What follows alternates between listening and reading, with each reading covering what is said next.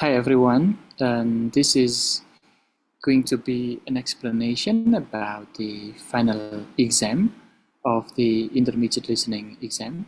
So I have prepared a couple of explanations related to this, and here are four things that I need to elaborate. The first one is related to the areas or the things that you are going to prepare.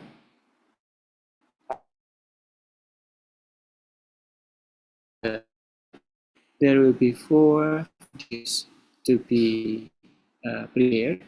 One is related to Barbara Oakley. Second one is Amy Cuddy. The third one is Carol Dweck. And the fourth is Simon Sinek. These are the four videos that you are going to be preparing for the final exam. The next question is what to do. I've prepared this explanation.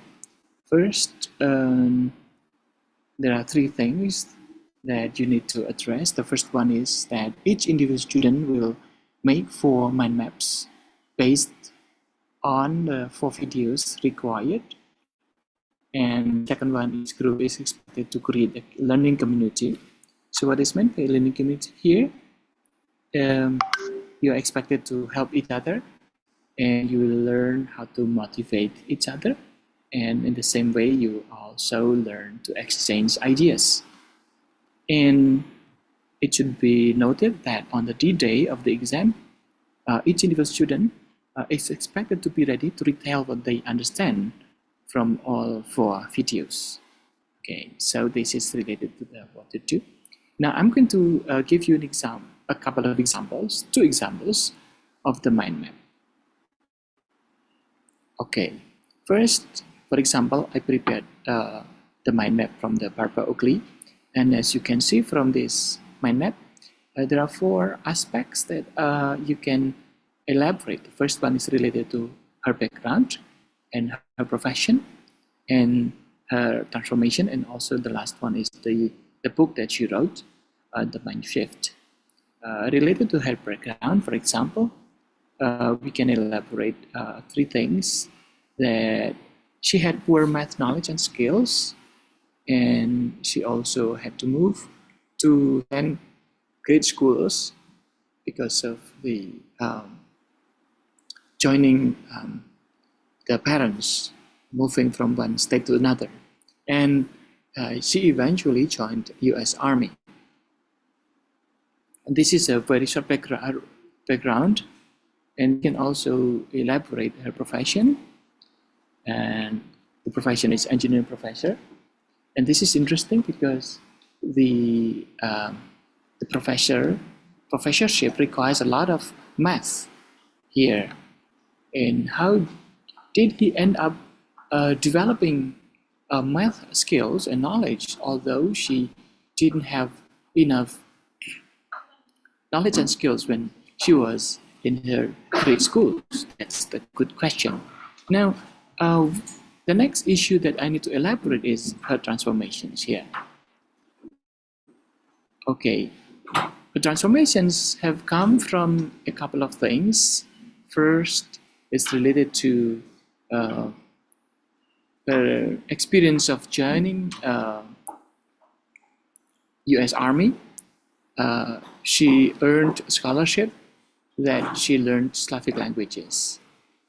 And interestingly enough, she started to learn high school math when she was 26 years of age.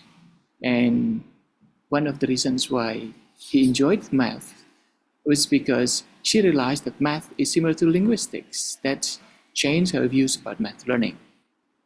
And the next thing that you can elaborate is the book that she wrote. This is, at least, there are a couple of things that you can elaborate. The first one is the fact that learning is seen from neuroscience, and there are 2 kinds of learning mode: focus mode and diffuse mode. Certainly, you can elaborate that more. And Pomodoro technique. This is related to the fact that when we don't like to do something, we tend to procrastinate. And when we don't like to do something, there is a pain somewhere in the brain. And therefore, Uh, Interestingly, we can track the feeling of pain by doing Pomodoro technique. So what is Pomodoro technique? And certainly you need to elaborate further. That's one example from Barbara Oakley. We can further elaborate the example from Amy Cuddy. Okay, I have four aspects that I can elaborate. First is related to her backgrounds. Second is her transformations. And third, her research. And the fourth, simple life hacks. Now, what about her background? I only highlight three things related to her backgrounds. And he had severe traffic accident when she was 19 years of age. And therefore, her IQ dropped up to 2 digits. And that made her finish her undergraduate for 7 years. So she was not as intelligent as before. But eventually, she underwent some transformation here. First, she learned how to fake things up throughout her education, and she did that multiple times, and she eventually becomes the one she faked. And that's the reason why she made the title Fake It Till You Become It. And this is the big idea that she elaborated. Now, we need to elaborate further about her research here. And the research focuses on two different kinds of poses. Here, the first one is high power pose, and the second one is low power pose. Yeah. So what are they? Now you can see the detail of this. When you focus on high power pose, you can have more adrenaline and less cortisol, and more risk taking and more success, and certainly healthier. What about lower power pose? Using this compare and contrast, we can see very clearly that in contrast with the high power pose, the low power pose has more cortisol, less adrenaline, and therefore less risk taking, and in the long run it has less success and certainly less healthy. So this is the study that she underwent. Okay, so what will be the impact of her life, right? Of her life is you need to do little high power pose when you feel not good, when you feel sure, but you can hold your shoulders up like this, your hands up, and say, yes, I can, yes, I can. In just 2 minutes, your brain will be flooded with the happy hormones and the adrenaline is rising, and then you're able to solve complicated problems. Now, I'm going to tell you a little bit about the rationale or the theory behind this strategy. Okay, so this is the theory, right? Well, it is very important to note that we learn not necessarily by rote memorization.